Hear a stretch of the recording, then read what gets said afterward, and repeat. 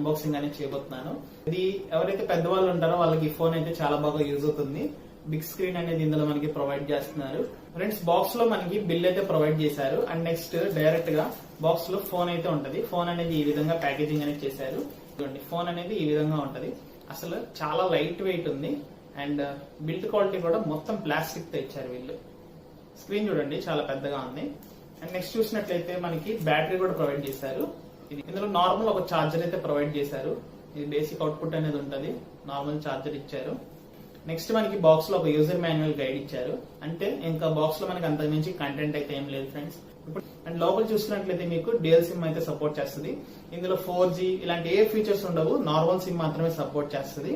దీంట్లో మీకు SD card support కూడా ఉంది. అప్ టు 64 GB వరకు ఎట్లాంటి SD కార్డ్ అయినా సరే మీరు ఇందులో వేసుకోవచ్చు.